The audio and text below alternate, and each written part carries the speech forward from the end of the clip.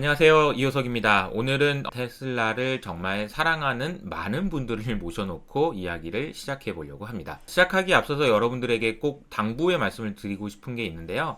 이 영상이 테슬라 주식을 추천하는 영상은 아니라는 점입니다.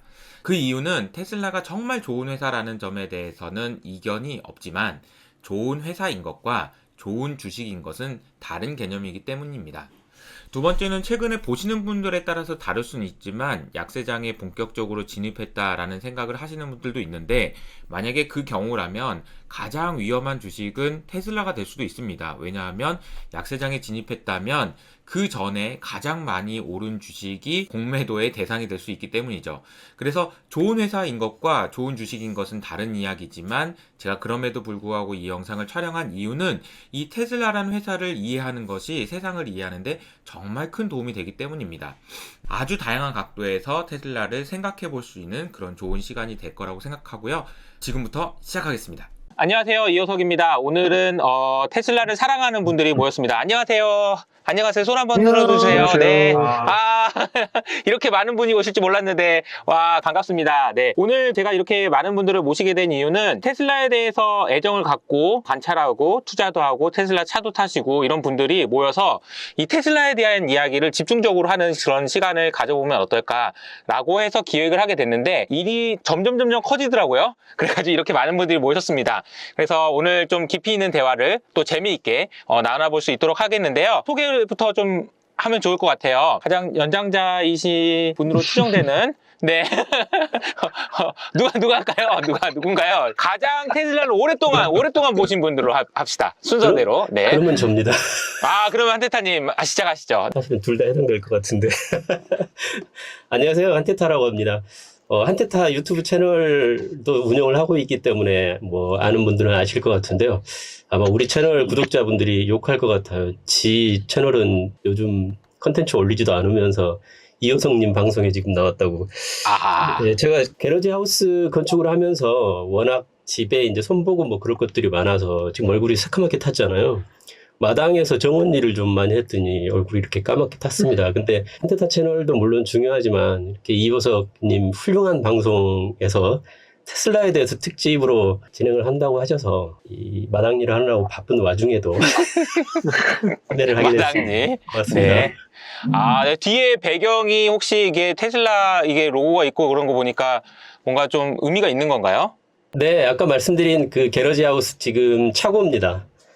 뒤쪽에 지금 모델 3, 모델 S, 제가 2017년도에 우리나라 공식 1호차거든요. 와. 공식 출시된 1호차 모델 S 2차하고 모델 3 스탠다드 플러스, 그리고 여기에 이제 테슬라 로고까지 붙이고. 네. 여기에 요거는 이제 그 스타쉽, 잘 안 보이시죠? 우리를 네네네. 화성으로 데려다 줄 우주선입니다. 네. 이쪽에 보면 저기 로드스터도 있는데 안 보이네요. 네네네. 한테타님이 가장 먼저 소개해 주시는데 이견이 전혀 없으실 것 같다라는 생각이 들고요. 그러면 최종환님 인사 좀 해주시죠. 네. 네, 안녕하세요. 반갑습니다. 최정환입니다. 저는 테슬라 미국 본사에서 공식적으로 인정하는 동아리 커뮤니티라고 할 수 있는 테슬라 오너스 클럽 코리아의 창립 멤버이자 초대 회장을 역임을 했었고요. 지금은 이제 그 자리에서 물러나서 19년도, 20년도 때 이제 그때 한참 테슬라가 주가적인 측면에서 좀 공격을 많이 받고 어려운 시절에 한국의 이제 테슬라를 주가적인 측면에서, 주식적인 측면에서 알리는 일들을 많이 해왔었고, 요즘은 이제 그마저도 그만두고 식구들이 다 캐나다로 공부하러 와서 왔다 갔다 하면서 시작을 보내고 있습니다. 반갑습니다. 그 테슬라 오너라고 이렇게 써 있는 것 같은데, 네, 이게 맞습니다. 테슬라 오너가 주식이에요? 차예요? 자동차입니다, 자동차. 자동차를 가지고 계시고. 그러니까 테슬라 오너스 클럽이라는 게 전 세계에 다 있거든요. 그러니까 테슬라 오너스 클럽 이탈리아, 테슬라 오너스 클럽 독일, 이런 식으로 있는데, 이제 한국에서는 저희가 이제 그 공식 동아리로 인정을 받았던 거죠. 이런 동아리도 있었군요. 알겠습니다. 그러면 다음 라이언님. 네, 안녕하세요. 한때 환경활동가로도 잠시 활동했던 조종사 정상인입니다. 조종사세요? 네. 혹시 무슨 항공기? 지금은 737 항공기를 운행하고 있습니다. 그러면 저기 그 비행기 타면은 맨 앞에 이렇게 딱 이게 제복 입고 이렇게 딱 되게 멋있게 이렇게 가시는 그런 분 중에 한 분이신 거죠? 그렇죠. 요즘에 코로나 때문에 일을 많이 안 하고 있긴 합니다. 그래서 유튜브 방송도 하고 있어요. 아, 그렇군요. 네. 네. 엄청 되게 잘 어울리실 것 같네요. 제복이나 이런 게 딱 느낌이. 얼굴을 맡고 계신 것 같다라는 생각이 좀 들고요. 그러면 오늘 홍익점 소개 한번 부탁드릴까요? 네, 안녕하세요. 저는 썸머엠이라는 아이디로 트위터에서 활동을 하고 있는 테슬라와 일론의 팬이고요. 오늘 다 사실 이호성님만 처음 뵙고 나머지 분들은 다 뵀었어요. 네. 호성님도 트위터에 오시면 네. 너무 좋을 것 같아서 친하게 지내시죠? 네, 친하게 지내요. 네네네. 반갑습니다. 알겠습니다. 반갑습니다. 그리고 리얼 치킨보이님. 네, 안녕하세요. 리얼 막내신 치킨보이. 것 같아요. 그죠? 네, 맞습니다. 저는 이제 리얼 치킨보이로 트위터랑 네이버 블로그에서 활동을 하고 있고, 그리고 테슬라 투자를 하면서 이제 테슬라 모델 3 롱레인지까지 지금 타고 있는 그냥 일반적인 테슬라를 좋아하는 사람 중에 한 명입니다. 이거는 여쭤보지 않을 수가 없는데 왜 리얼 치킨보이입니까? 중학교 때부터 이제 성인 되고 나서도 치킨을 너무 좋아해가지고 기름 냄새만 맡아도 어느 브랜드인지 알 수 있을 정도로 치킨을 많이 먹어서 아이디를 리얼 치킨보이로 예전부터 중학생 때부터 쭉 쓰던 닉네임입니다. 진짜 그 냄새만 맡아도 알 수 있어요? 정말? 네, 냄새랑 모양새만 봐도 대충 알 수 있습니다. 그래요? 나중에 기회가 되면은 치맥을 하면서 한번 진짜로 한번 테스트를 해보고 싶다라는 생각이 드네요. 오늘 좀 귀여움을 담당하고 계실 것 같고요. 그리고 로시로버님. 안녕하세요. 저는 고등학교에서 지구과학 가르치고 있는 지구과학 교사이고요. 그래서 그 제 뒤에 배경을 보시면 빙하가 다 녹아서 이제 쪼개지고 북극 있는 그 모습을 빙하가 녹고 있는 모습인 것 같네요. 네. 네, 그걸 보여드리고 있는데 그래서 오늘 기후 이야기를 조금 해보려고 나왔습니다. 감사합니다. 정말 다양한 분이 나오셨다는 걸 아실 수가 있을 것 같아요. 그리고 테슬라크맨님. 네, 안녕하세요. 네, 안녕하십니까. 저는 트위터와 블로그에서 테슬라크맨이라는 아이디로 테슬라 이야기를 하는 테슬라 주주고, 저는 제조기업에서 엔지니어로 일을 하고 있습니다. 네, 안녕하세요. 반갑습니다. 네, 얼굴을 이렇게 하니까 굉장히 그 미래에서 오신 것 같아요. 오늘 친구 되셨어요. 네, 그리고 아사미님. 예, 안녕하세요. 저는 아sam이라고 합니다. 저는 테슬라를 예전에 이제 잘 모르고 이제 차를 먼저 구매를 했다가 그 테슬라라는 기업에 대해서 정말 깊게 알게 돼가지고 투자를 좀 늦게 하게 된 좀 주린이입니다. 그래서 좀 환경 관련 일을 하고 있고요. 그래서 좀 늦게 들어온 투자자 중에 한 명인데, 이제 테슬라에 대한 좀 펀더멘탈에 대해서 좀 깊게 알게 되고 또 큰 전망이 있다고 싶어서 이제 투자하게 된 주린이. 알겠습니다. 주린이라고 소개해 주셨고요. 예. 그리고 이제 마지막으로는 이 영상을 만들 수 있게 가장 큰 도움을 주신 분이고 효친이면서 그리고 여기까지 이제 많은 분들을 모아주셔가지고 해주신 양재천 테슬라님. 안녕하세요. 이호성 아카데미에서 댓글로 열심히 참여 중인 시니어팀 양재천 테슬라라고 합니다. 저는 네, 트위터에서 안녕하세요. 양재천으로 활동하고 있고요. 테슬라를 투자하면서 내연기관 회사에 다니다가 그 리스크를 해칭하려고 테슬라를 투자했다가 더 리스크를 확인해서 회사까지 옮기게 된 찐 테슬라 주주입니다. 반갑습니다. 야, 네. 여기까지 인사만 했는데도 시간이 한참 걸렸어요. 근데 그만큼 굉장히 다양한 분야, 정말 같은 일을 하시거나 같은 경험을 가지고 계신 분 한 분도 없네요. 그 정도로 되게 다양한 분이 와 계시고, 오늘 할 얘기들은 하나하나씩 이제 테슬라의 과거부터 현재 그리고 미래에 대한 이야기를 좀 이어가 보려고 합니다. 개인적으로 시작하기 전에 이제 제가 영상을 촬영하는 날짜가 5월 9일이에요. 그런데 이제 지금 뭐 비트코인이나 나스닥이나 뭐 지금 전반적으로 지금 다 안 좋습니다. 이런 안 좋은 시장 환경에서 너무 분위기가 가라앉지 않게 이렇게 재밌게 이야기를 하면 좋겠고요. 어차피 뭐 투자 하루 이틀 할 거 아닌데 뭐 이런 생각을 가지고 했으면 좋겠고, 또 하나 개인적으로 이제 뭐 원하는 거는 뭐냐면은 테슬라를 좋아하는 사람들이 훌륭한 분들이 굉장히 많고, 정말 그냥 막연하게 테슬라를 좋아하고 그냥 그 테슬람이라고 하면서 그런 게 아니고 진짜 이렇게 다양한 분야에 계신 분들이 진짜 인정하고 있다라는 사실도 아주 자연스럽게 알려드릴 수 있는 그런 시간이 되지 않을까 싶습니다. 그러면 오늘 이제 시작을 하기 전에 제가 OX 퀴즈를 몇 개 준비했어요. 그래서 여러분들이 같이 보시면서 해볼게요. O 이러면 O 아니면 X 이렇게 하시면 됩니다. 세모는 요걸로 하시면 되고요. 그 첫 번째입니다. 보유하신 테슬라 포지션의 수익률이 50% 이상이다. 그러면 O. 손실이다. X. 아니다. 그 중간이다. 세모. 이렇게 해보겠습니다. 하나, 둘, 셋. 네, 세모도 계시고요. 네, 그렇군요. X는 없으시네요. X는 없으신 걸로. 네, 알겠습니다. 두 번째는, 이거는 좀 이제 좀 크리티컬한 질문일 수 있는데, 이런 질문을 한번 해봤어요. 오늘 이제 테슬라의 경쟁력에 대한 이야기를 많이 할 텐데, 테슬라가 아주 좋은 회사라는 데는 이견이 없을 거예요. 우리가 오늘 얘기할 거는 영상을 보고 계신 분들이 생각하는 것보다 더 좋은 회사예요 라고 얘기하는 건 맞지만, 테슬라가 좋은 회사가 됐다라는 거에 대해서 이견을 가지신 분은 없을 거예요. 다만, 테슬라가 좋은 회사라는 것과 좋은 주식인 거랑은 좀 다른 이야기긴 합니다. 그래서 이제 이런 질문을 좀 드려보고 싶어요. 나는 아무리 테슬라가 좋은 회사라도 주가가 여기서 더 하락할 수도 있다라고 생각한다. 그러면 아니다, 무슨 소리냐, 테슬라 주가는 무조건 올라간다, 투더문이다. 이건 뭐 장기적으로 말고 이제 단기적으로 더 빠질 수도 있다, 아니다, 이거에 대한 생각을 하시면 돼요. 주가가 더 빠질 수도 있다라고 생각하시는 분은 O입니다. 자, 하나, 둘, 셋. 전부 다 O네요. 빠질 수도 있다라고 생각을 하시는 거죠, 그죠? 빠지면 안 된다라고 우기는 분들은 아닌 거예요, 그죠? 네, 알겠습니다. 그리고 마지막인데요. 여러 가지 이유들 때문에 테슬라를 좋아하게 되고 사랑하게 됐다라는 이런 히스토리는 이제 나올 텐데, 나는 테슬라 주식을 절대 팔지 않을 거다. 아니다. 나는 상황에 따라서 팔 수도 있다. 이거예요. 절대 팔지 않을 거다. 이거는 진짜 어떤 조건에라도 나는 안 팔 거다라는 거예요. X는 그 상황 바뀌면 나도 팔 수도 있지. 요겁니다. 하나, 둘, 셋. 주린이 혼자 O고 나머지는 다 X입니다. 아직 주댕이니까요. 아무튼 생각해보시고 시작부터 해보도록 하죠. 초기에 테슬라를 어떻게 알게 됐고 테슬라에 왜 투자하시게 됐는지 이런 얘기를 할 텐데 편하게 얘기해 주시면 좋을 것 같습니다. 한태사님부터 먼저 하시는 게 좋을 것 같아요.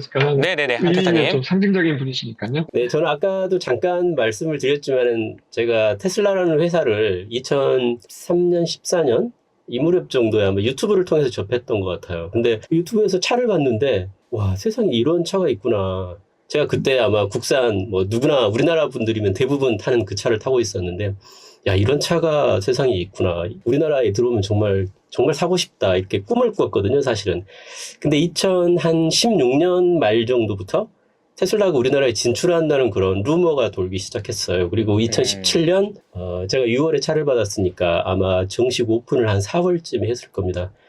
저는 한 3, 4년 동안 유튜브만 보면서 계속 그 테슬라에 대한 꿈을 키워왔거든요, 사실. 그래서 예약을 받는데 가장 먼저 예약을 했고 입금도 했어요. 그러니까 나중에 알고 보니까 그 결제까지 제일 먼저 끝내신 분, 그 순서대로 해서 딜리버리를 시작했다고 하더라고요. 그래서 제가 우리나라에 출시한 테슬라 공식 론칭 차량 중에 1호 차량을 1호요, 1호? 네. 아까도 말씀드렸죠. 여기. 뒤에 보이는 저 차가? 네네. 까만색 그 모델 S 90D거든요. 근데 요즘은 90D라는 이름을 안 쓰는데요. 제 채널에 보시면 아마 두 번째 영상인가 아마 있습니다. 거기에 이제 테슬라 코리아 직원들 나와서 막 박수 쳐주면서 제가 이러면서 차 타고 나오는 게 있어요.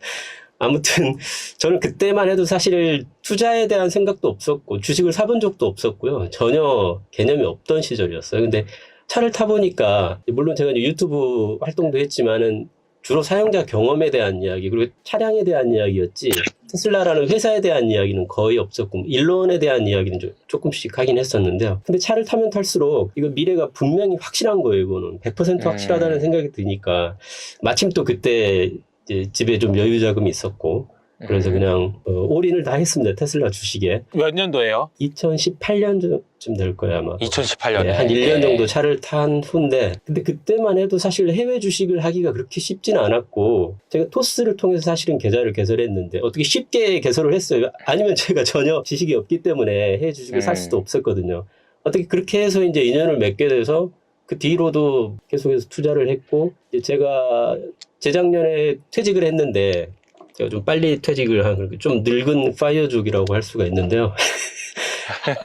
퇴직하자마자 퇴직금도 모두 다 주식을 샀습니다. 사실 그때 제가 퇴직할 때도 400불 초반대였어요. 그때 퇴직할 때 산 주식도 지금 2배 이상 올랐으니까. 아무튼 그래서 저는 이제 테슬라의 제품과 서비스에 매료되고 나서 이제 투자를 하게 된 계기가 된 케이스고요. 제가 이제 유튜브 활동을 하면서 사실은 차에 대한 얘기만 쭉 하긴 했는데 그때 당시에는 그런 얘기를 할 수 있는 분위기가 아니었고요. 왜냐하면 전기차에 대해서도 너무나 회의적인 분들도 많았고 댓글 창에서 막 쌈박질하고 난리가 났었거든요. 된다 안 된다. 네. 네, 그렇죠. 무슨 배터리 2천만 원 주고 갈아야 된다. 2년 타고 나면 배터리 갈아야 되는데 무슨 전기차냐. 기름값 싸면 뭐하냐. 전자파가 흐르는데 그 위험한 차를 왜 타냐. 그리고 충전을 어떻게 하냐. 비 오는 날 충전하다가 감전되면 죽는다. 사실은 너무나 지금 생각하면 웃기는 얘기들인데 그때 당시에는 사실 그랬어요. 전기차가 완전히 초반이기 때문에 보통 평범한 분들은 전기차에 대한 그런 인식이 전혀 없었기 때문에. 근데 그럴 당시에 제가 테슬라 주식 사세요 이런 얘기는 도저히 할 수가 없거든요. 그러니까 그냥 저 그렇죠. 혼자 투자를 했는데 최근 들어서 그런 댓글이 가끔 달려요. 예전에 제가 2017년부터 한테타님 채널을 구독을 했는데 거기서 영감을 얻어서 제가 테슬라 주식을 샀다. 많은 이득을 봤는데 정말 고맙다. 이렇게 얘기하는 분들이 꽤 되시거든요. 그래서 네, 저는 네. 그런 댓글을 볼 때마다 정말 기분이 좋았어요. 왜냐면 제가 투자해서 제가 뭐 그렇게 되는 거는 그렇지만 전혀 알지 못하는 분들이 제 컨텐츠를 통해서 그렇게 좋은 일을 경험하셨다고 하니까 정말 기분이 좋더라고요. 최근에도 사실은 뭐 테슬라에 대해서 회의적으로 이렇게 이야기하시는 분들도 많고 비판적으로 얘기하시는 분들도 많은데 18년, 19년이 가장 사실은 테슬라에서 어려웠던 시절이거든요. 거의 부도 직전까지 갔었던 시기이니까. 지금 생각하면 그 시기를 어떻게 이겨냈는지는 모르겠는데 아까 말씀드린 것처럼 저는 차를 탔거든요. 그렇기 때문에 누가 뭐래도 저는 미래를 믿고 있었거든요. 그래서 아까도 말씀드렸지만 저는 투자에 대해서는 전혀 그런 지식은 없지만 어쨌든 투자를 하실 때 그 회사의 제품과 서비스를 경험해보면서 투자를 하시면 어려울 때 정말 견디기가 쉽다. 그 말씀을 한번 들을 수 있을 것 같습니다. 알겠습니다. 그러면 최종환님 얘기도 안 들어볼 수 없을 것 같아요. 이게 순서가 어떻게 하다 보니까 그 순서로 갔네요. 네. 네, 저 같은 경우에는 2010년대 초반에 이제 미국이랑 캐나다에서 첫 직장을 다녔었습니다. 그러다 보니까 테슬라에 관한 소식들을 그래도 한국에서보다는 좀 많이 들을 수가 있었고요. 그래서 저도 한테타님처럼 그때부터 이제 전기차가 과연 미래를 바꿀 수 있는 어떤 게임 체인저가 될까라는 거에 대해서 조금 생각을 해 왔었거든요. 그리고 이제 그때부터 좀 환경 문제도 뭐 일반인보다는 좀 더 신경을 많이 썼던 것 같아요. 그래서 환경을 바꾸기 위해서는 일단은 교통에서 차지하는 이산화탄소 배출량이 15% 이상을 차지하니까 이런 것들이 바뀌지 않고서는 뭐 해결이 안 된다라는 생각을 가지고 있었고 그 전까지는 그냥 뭐 골프카트 혹은 야구르트 아줌마들이 그 전동 카트를 쓰고 다니는 전기차 이런 정도의 수준에 머물렀지만 전기차가 정말로 내연기관차를 대체할 수 있다면 이게 단순히 뭐 빠르고 즐거운 차의 수준을 넘어서 환경에 일조할 수 있는 그런 게임 체인저가 될 것 같다 생각이 들어서 테슬라를 꾸준히 봐왔었고요. 그러다가 이제 제가 한국으로 들어와서 한국에서 직장 생활을 하게 됐고 이제 한테타님하고 알게 된 게 이제 2017년 정도인데 그때 저도 이제 차를 바뀌었어요. 제가 아마 40도 차, 50도 차 정도 되는 것 같아요. 한테타님하고 이제 이렇게 교류하게 되면서 계속 이제 한테타님뿐만이 아니라 다른 좀 얼리 어댑터들하고도 계속 이제 교류를 하다 보니까 한국에서 이제 테슬라를 적극적으로 알리고 또 차량에 대한 어떤 정보 이런 것들을 적극적으로 공유할 만한 그런 모임이 있으면 좋겠다라고 해서 저희가 이제 국내에서 테슬라 오너스 동아리를 처음으로 만들었고 나중에는 그게 더 발전해서 2018년부터는 미국 테슬라 본사에서 공식적으로 인정받은 테슬라 오너스 클럽 코리아로서 활동을 하게 됐습니다. 저 같은 경우에는 정확하게 기억이 안 나는데 오래돼서 제가 처음 주식을 샀던 게 2016년인가 17년인가 그랬던 것 같아요. 지금 가격으로 따지면 분할 후 가격으로 하면 정확하게 기억이 안 나는데 대충 제 기억이 한 17불? 정도 했던 것 같거든요. 첫 주식을. 그때 이후로 지금까지도 계속 사기만 하고 팔진 않고 계속 매입을 하고 있고요. 처음 샀던 주식은 뭐 4, 50배가 났고 최근에 샀던 주식은 20, 30% 지금 뭐 물려있고 그런 상황이죠. 그런데 이제 아까 OX 퀴즈 때도 잠깐 나왔지만 아마 저는 최소한 2030년까지는 팔 일이 없을 것 같다라고 생각을 하고 있습니다. 2030년까지요? 2030년을 정해주신 이유가 있을까요, 혹시? 여러 가지 이유가 있는데요. 그러니까 테슬라가 가지고 있는 자동차 산업, 그 다음에 에너지 사업, 보험 사업, 그 다음에 AI를 기반으로 한 로봇 택시 사업, 그다음에 최근에 나오는 로봇 사업 이런 것들이 그래도 어느 정도 자리를 잡고 궤도에 올라가는 시점이 2030년이라고 보고 있습니다. 저는 아직까지도 테슬라가 스타트업 단계에 있는 회사라고 생각을 하고요. 테슬라가 창립된 지가 2003년 아니면 8년인데 역사가 짧은 회사는 아니죠. 전기차 회사 치고는 그렇지만 여전히 스타트업 모드로 급격한 성장을 하고 있는 회사이고 그런 의미에서 어느 정도 성장이 완성되는 시점이 최소한 2030년 돼야 될 것 같다라고 생각을 해서 그러면 성장주로서의 폭발적인 어떤 주가 상승을 기대할 수 있는 기간도 최소한 2030년까지는 가능할 거다라고 이제 보고 있기 때문에 그때까지는 주식을 팔 생각이 없습니다. 2030년이 여기 있는데 사실 이제 우리가 갈 때 보면은 이렇게 줄자를 거서 가진 않으니까, 그죠? 근데 지금 그렇죠. 어떻게 보면은 금리 인상 뭐 이런 이야기들은 굉장히 큰 굴곡이 있는 상황인 것 같긴 해요. 근데 네. 이걸 어떻게 뭐 각오를 하고 있거나 아니면 견디거나 이런 생각을 하려면 저기 2030년에 뭐에 대한 그런 신뢰가 있어야 될 것 같은데 2030년에 갈 때까지 갈 리스크는 없을까요? 안 될 가능성도 좀 있지 않을까요? 불과 한 1, 2년 전만 하더라도 그런 리스크가 좀 있다라고 생각을 했어요. 근데 지금은 단연컨대 없다고 생각합니다. 그럼 그때 리스크는 뭐였나요? 그 당시만 하더라도 이제 뭐 모델 3나 모델 Y가 양산을 할 수 있느냐, 뭐 주당 5,000대 이상을 만들어야지 BEP를 달성을 하는데 주당 5,000대를 생산할 수 있느냐 없느냐, 이제 이런 것들이 이슈가 되었고, 그리고 이제 캐시플로우나 뭐 그런 것들도 불안정한 상태였고, 당장 오늘 내일 한다 정말 일론 머스크가 인터뷰에서 밝힌 내용만 보더라도 당장 일주일 후만 돼도 회사가 정말 부도위기에 처할 만큼 자금 사정이 좋지 않았다 라고 하는 시기가 있었지만 지금은 뭐 전혀 그런 상태가 아니고 정말 현금 쌓는 기계가 되어 있는 회사이고요. 그다음에 아까 말씀드린 것처럼 우리가 이 환경 문제를 이제 앞으로 미래를 생각할 때 빼놓고 얘기할 수가 없잖아요. 그러면 이제 가장 중요한 게 일단 운송수단부터 친환경화 되어서 전 지구적인 문제를 해결해 나가야 되는데, 사실은 뭐 테슬라를 필두로 한 전기차가 그런 어떤 선봉장 역할을 해야 된다. 저는 이게 환경의 문제가 뭐 모든 사람이 불편함을 참고 환경을 뭐 보호한다라는 것은 말이 안 된다고 생각하거든요. 실생활에서도 이익이 있든 혹은 편리함을 주던 간에 그런 것들을 통해서 이 환경까지 고려할 수 있어야지 정말 모든 사람이 동참해서 환경이 바뀔 수 있다고 생각하기 때문에, 그런 면에서 전기차는 가장 어떤 중요한 도구라고 생각을 하고요. 그런 전기차를 대표하는 회사가 테슬라이기 때문에 전혀 의심치 않습니다. 그래서 예를 들면 연간 신차 판매 시장이 한 9천만 대 뭐 전후 정도 되잖아요. 올해 200만 대 뭐 이렇게 100만 대, 200만 대 팔고 있지만 2020년, 2030년까지 2천만 대 양산 체제를 만들겠다라고 공언을 하고 있고, 이게 단순히 그냥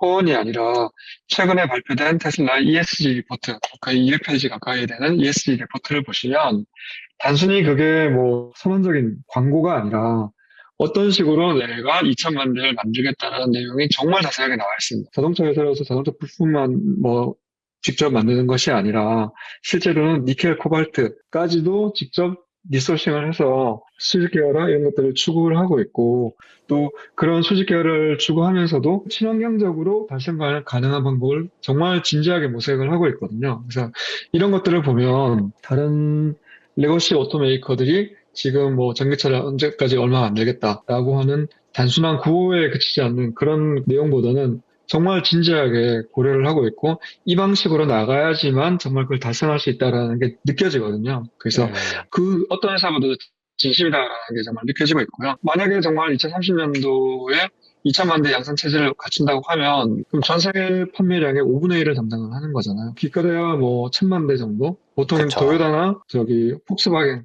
그런 회사들도 뭐 1,500만 대까지 가보겠다고 했다가 결국은 어떤 한계를 극복하지 못하고 다시 뭐 800~900만 대까지로 내려앉은 수준이잖아요. 그런데 이제 그런 어떤 지역적인 로컬라이제이션의 한계 이런 것들도 극복할 수 있는 회사가 테슬라라고 생각을 하고요. 2천만 대를 만든다고 했을 때 되게 이제 쉽게 제가 말씀드리는 게, 그러면 그 규모의 경제 이런 걸 이용을 해서 자동차 하드웨어는 정말 노마진을 만들고 자율주행 소프트웨어만 지금 가격인 1,000만 원을 판다고 해도 연간 영업이익이 200조예요. 연간 영업이익이 200조인 회사는 얼마의 가치평가를 할 수 있겠습니까? 이게 자동차 산업에 한정되는 이야기죠. 역사상 한 번도 그런 적이 없으니까 1,000만 대만 만들 수 있다고 하더라도 100조니까요. 쉽게 상상이 안 되는 그런 영업이익을 창출할 수 있는 회사가 되는 거죠. 그것뿐만이 아니라 지금 뭐 하고 있는 에너지 사업, 그 다음에 뭐 로봇 사업, 자동차 보험 사업 등등등 모든 사업들이 파괴적인 어떤 혁신을 이끌고 있으니까 그런 것들도 앞으로 이제 회사의 어떤 기업 가치에 더해진다라고 하면 주가적인 측면에서 봤을 때 뭐 여기서 10배, 20배, 100배 못 갈 이유가 없는 거죠. 리스크에 대한 설명을 해주셨는데 뭐 그렇지 않을 가능성이 높다라는 이야기를 충분히 해주신 것 같습니다. 사실 뭐 저도 뭐 테슬라의 가장 그 무서운 거는 지금 자동차 팔아서 돈 벌고 있는 거를 안 벌어도 된다는 게 진짜 무서운 것 같아요. 마켓 쉐어를 2천만 대까지 늘릴 수 있는 가장 큰 원동력이 되는 것 같고요. 그걸 다른 레거시 오토 메이커들이 가장 두려워할 것 같기도 해요. 지금 OP 마진을 나 안 벌어도 돼 라고 얘기하는 순간 판도는 어떻게 바뀔지 모르겠다 이런 생각도 들고 그렇네요. 그렇죠. 이렇게 생각해보면 돼요. 예를 들어서 이렇게 하는 거죠. 2천만 대 중 1,000만 대는 테슬라가 직접 만들어요. 나머지 1,000만 대는 드라이브 트레인과 배터리만 공짜로 주는 거예요. 그러니까 노마진으로. 원가로. 원가로 제공하고 껍데기는 니네들이 만들어라. 대신에 그 안에 들어간 소프트웨어는 돈 주고 사. 라고 했을 때 과연 안 살 회사가 있을까요? 아하. 지금 같은 분위기로 간다면? 그러면 2천만 대라는 개념이 좀 더 구체적으로 좀 와닿을 수 있는 거죠. 그러니까 일론이 얘기하고 이런 것도 내가 만든 것들을 그냥 사가 이런 얘기를 되게 많이 하고 있다라는 느낌 받아요. 그러니까 니네 해봐도 안 되잖아. 그 자율주행 안 될걸? 그냥 사가 하는 게 어떻겠니? 요런 이제 얘기를 많이 하고 있는 것 같은데 그런 식으로 파워함해보면 2천만 대가 진짜 달성 가능성이 높다 이렇게 볼 수도 있겠네요. 그렇죠. 그리고 테슬라보다 배터리를 싸게 만들 수 있는 회사가 있을까요? 그 시점 되면? 테슬라보다 드라이브 트레인을 싸게 만들 수 있는 회사가 있을까요? 저는 안 된다고 봅니다. 어차피 전기차는 시간이 가면 갈수록 기후위기 때문에 더 빠르게 도입하지 않으면 안 되고 사회적인 분위기도 더 이렇게 하라고 할 수밖에 없을 텐데 그때 가서 만들려고 보니 만들 수 있는 회사가 없다. 이것도 또 다른 시각에서 되게 중요한 포인트가 되겠네요. 네. 알겠습니다. 라이언님으로 갈까요? 라이언님? 네, 제가 최정원 회장님보다 조금 더 일찍 투자를 시작하긴 했습니다. 근데 최정원 회장님이 더 싸게 사셨더라고요. 제가 첫 주식 산 게 보니까 40.2불인가? 그 당시로 2불인가? 201불에 샀는데 첫 산 게 17불이라고 하셔가지고 깜짝 놀랐어요. 그만큼 이제 테슬라 주식이 한 5년 정도 제가 사고 계속 플러스 마이너스를 가다가 어느 순간 이제 폭등을 했잖아요. 코로나 오고 비행이 없으니까 코로나 때문에. 그래서 이제 공부를 하게 되면서 이제 본격적으로 돈을 너무 조금 넣었구나 해서 투자를 하게 됐는데 제가 처음 투자하게 된 거는 최정화 회장님을 비슷하게 환경 문제에 관심이 있어서 시작하게 됐습니다. 저 환경 활동가로 일을 한 적이 있고 그러고 나서 이제 조종사가 되었는데 좀 미안한 마음이 있었어요. 항상 환경 활동하는 사람들도 그렇고 내가 조종사를 하면서 매연은 많이 만드는데 어떤 도움을 주지 못하구나 이런 마음이 있다가 일론 머스크라는 사람을 알게 됐습니다. 서점에서 책을 읽다. 근데 그 사람이 하는 거를 자세히 보니까 기후변화 막는 일을 전부 다 하고 있더라고요. 전 재산을 투자한 것도 알고 전기차도 하고 있고 에너지 그리드, 태양광 등 제가 이제 미래에 이런 사회가 됐으면 좋겠다라고 하는 거를 올인을 해서 하는 사람이 있다는 걸 알고 제가 가지고 있던 달러를 이제 다 약간 투자라기보다는 응원하는 마음으로 하셨겠네요. 그러면. 네네, 기부한다는 마음으로 수수료도 1%나 내고 주식을 샀어요. 그때는. 아하. 인터넷 이런 것도 잘 모르고 해가지고 전화로 밤에 테슬라 주식 사세요 그러면 1% 수수료 내고 이제. 그때 처음 주문 냈을 때 생각이 나시겠네요. 생각나죠.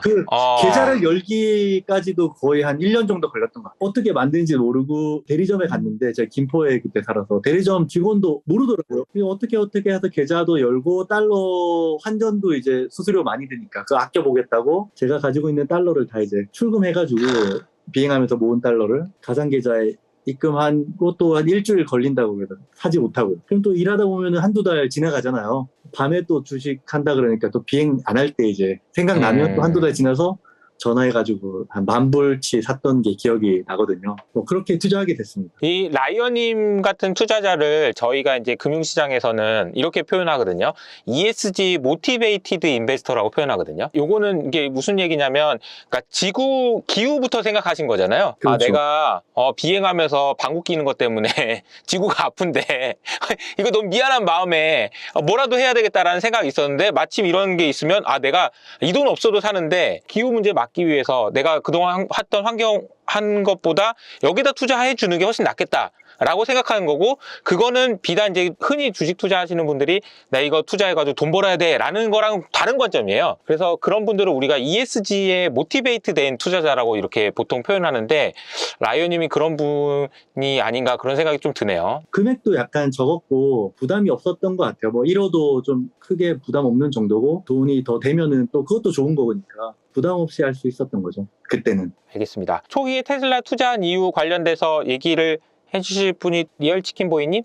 네, 저는 초기 투자자는 아니고, 저는 이제 20년도에 코로나 터진 이후에 이제 들어온 투자자라서, 제가 그때 테슬라를 투자하게 된 이제 계기 같은 경우는 좀 약간 특이한데, 저 같은 경우는 이제 평소에 SF랑 이제 그런 류의 게임이랑 이제 책 같은 걸 많이 읽었었거든요. 그래서 SF 쪽에 약간 미래 기술 쪽에 관심이 많았는데, 이런 쪽으로 지금 사업을 하고 있는 회사가 있나 이제 찾고 하다 보니까 이제 테슬라를 이제 찾게 됐고, 일론 머스크가 이제 그런 쪽으로 비즈니스 모델을 구축을 하고 있는데, 투자를 하기에 앞서서 이런 거를 그러면은 실제로 구현이 가능한가, 미래 기술에 관한 이런 게 실현이 가능하면 진짜 대박인데 이게 실현이 가능한지에 대해서 이제 공부를 해봐야 되잖아요. 그래서 그런 거를 이제 기업 관련돼서 공부를 조금씩 하다가 오늘처럼 이렇게 테슬라 커뮤니티를 또 알게 됐고, 그러면서 이제 좀 더 자세하게 공부를 할 수 있었던 그런 좋은 계기가 있어가지고 지금 현재까지 이렇게 테슬라에 이렇게 투자를 잘 하고 있는 상태입니다.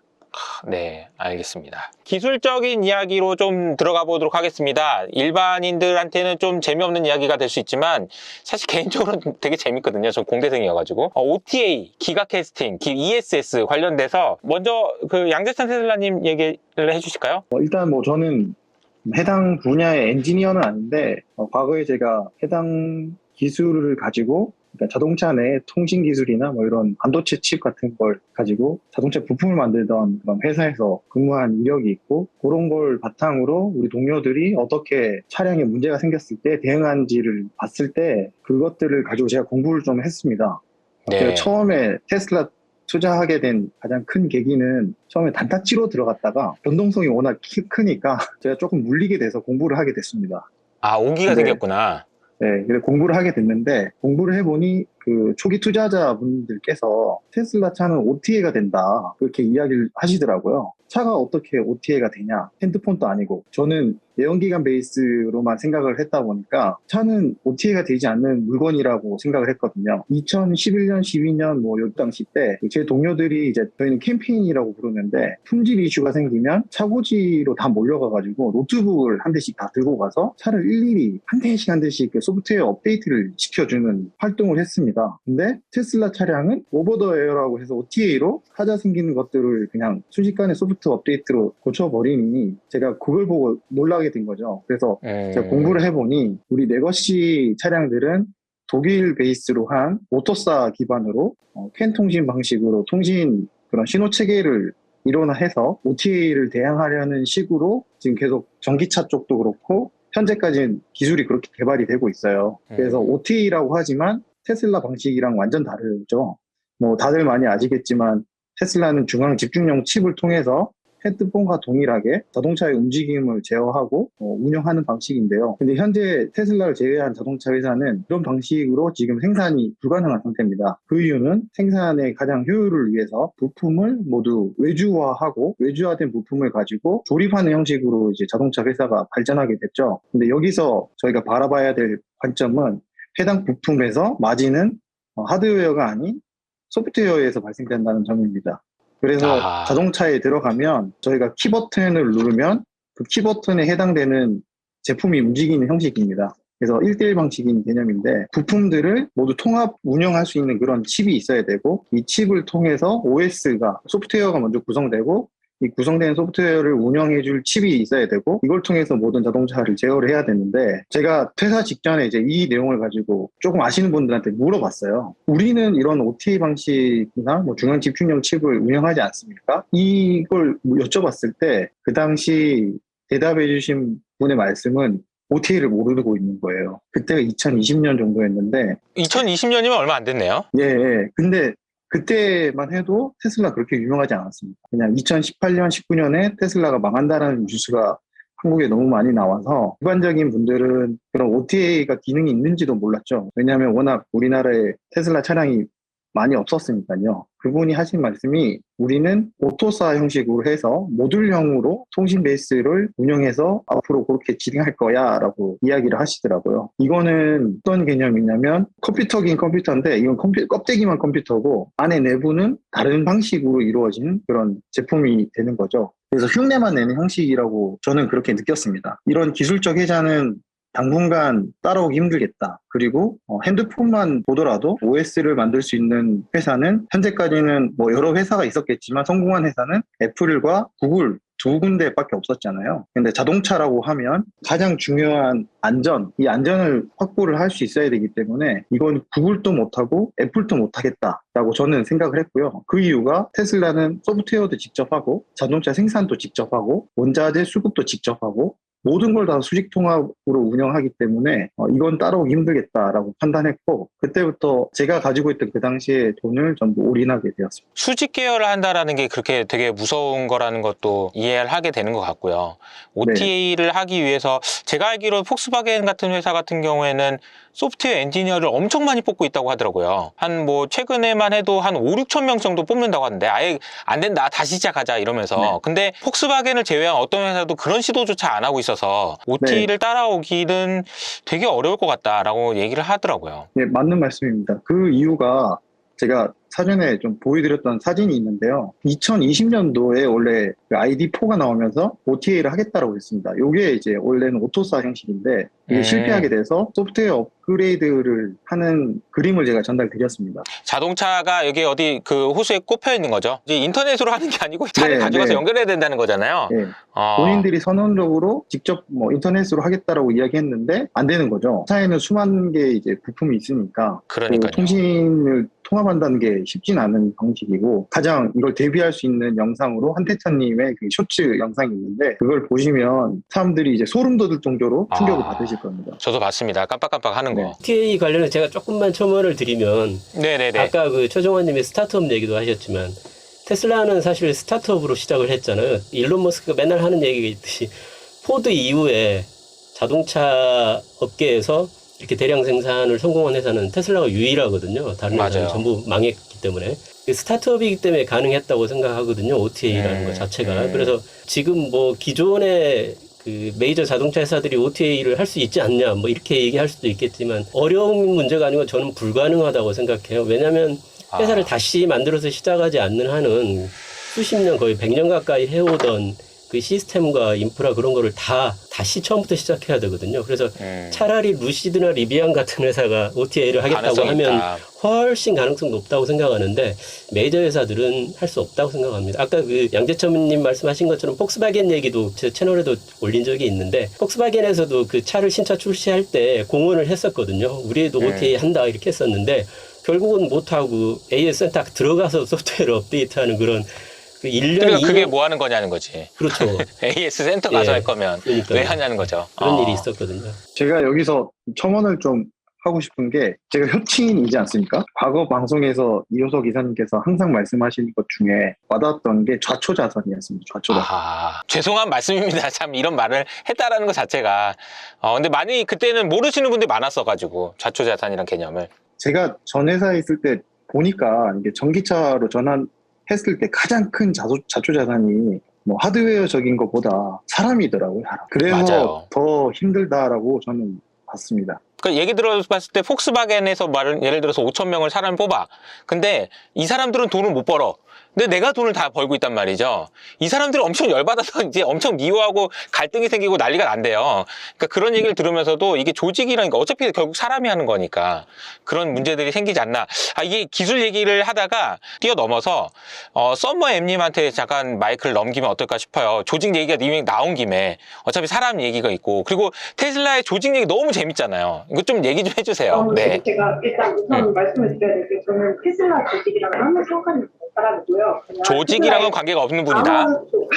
아무것도 모릅니다, 사실. 네. 제가 뭐를 보통 하냐면 유튜브나 이런 거에서 테슬라에서 다니셨던 분들의 이야기를 제가 좀 몇 개를 봤고, 그거를 이제 좀 인상 깊었던 점 위주로 제가 트위터에다 정리를 했었어요. 네. 그거를 또 보고 많은 분들이 재밌어 하셨어가지고 제가 이거를 오늘 다시 좀 가져와 봤는데, 투자자한테 배포되는 책자 내용이랑 뭐 전직자 인터뷰 영상 이런 거를 보고 제가 경영학을 또 전공을 했었어가지고 제가 느낀 점 위주로 좀 정리를 해봤어요. 그래서 틀린 부분이나 잘못된 정보가 당연히 있을 수 있어서 이와 관련해서 뭔가 이거 잘못됐다라는 이야기를 직접 하시고 싶으시면 이효석 아카데미 나오시면 어떨까?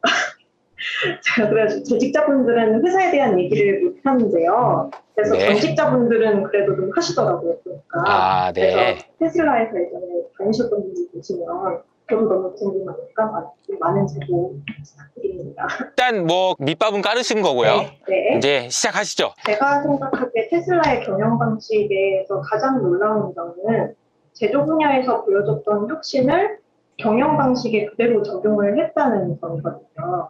그래서 경영학에서 기존의 난제로 이제 여겨졌던 문제들을 그런 방식으로 해결을 했다라고 저는 그렇게 느꼈어요. 그래서 어떤 부분이었냐면은 이제 전직자 인터뷰 말씀을 보니까 테슬라 입사를 하면 기본적으로 20개가 넘는 앱이 깔린 핸드폰을 준대요. 앱 안에 테슬라의 거의 대부분의 모든 정보가 다 담겨 있다 이렇게 이야기를 하더라고요. 그리고 그 정보는 거의 실시간으로 계속 업데이트가 되는 거죠.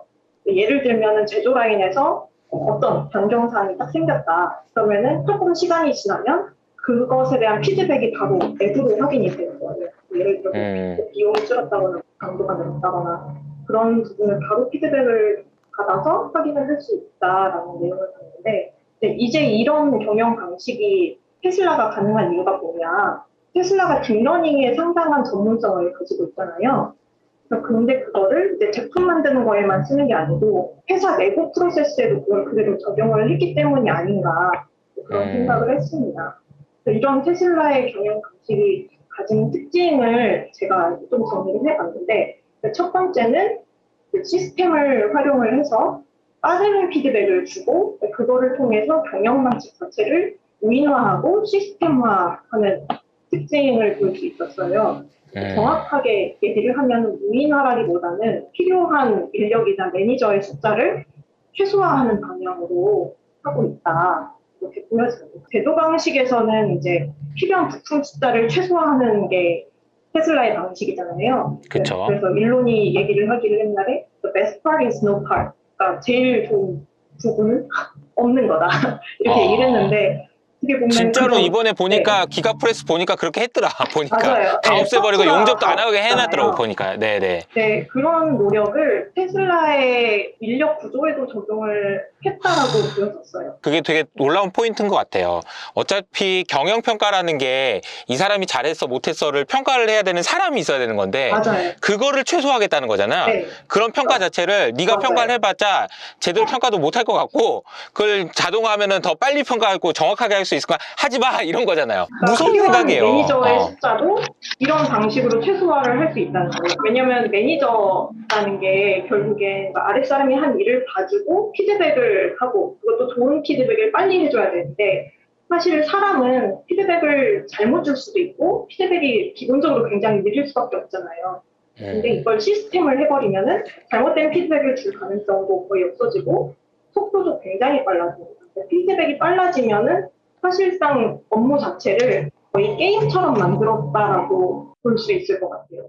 피드백이 빨라야 업무의 효율성이 높아지는데 이런 너무 놀라운 방식을 적용을 하지 않았나. 사실 매니저가 회사에 되게 관리자가 많을 수밖에 없는데 일반 회사라면 그 중에선 사실 좀 안 좋은 사람도 있고 나쁜 관리자들도 있잖아요. 부장님이라고 표현하죠. 근데 이제 예를 들어서 그런 부장님들의 업무 보고를 했는데 피드백이 돌아온다라고 했을 때 부정적인 피드백을 받는다고 했을 때 감정이 그 안에 담길 확률이 있는데 그렇죠. 뭐 잘못했다 그래서 꼽주기도 하고 이런 부분이 있는데 사실 시스템을 통해서 그냥 딱 보면 잘못했네 거기는 감정이 없는 거잖아요. 거기엔 감정이 없고 내가 잘못했으면 이걸 빨리 고쳐나가는 거니까 사실 어떤 감정적인 소모나 불필요한 그런 부분들이 좀 많이 없어지지 않았나. 그러니까 이제 업무를 게임처럼 할 수 있다. 저도 이게 스타트업에 왔잖아요. 제가 되게 궁금했던 그런 거거든요. 이게 와서 보니까 사람들이 다 돈 많이 번 친구들이야. 왜 이렇게 열심히 하지 일을?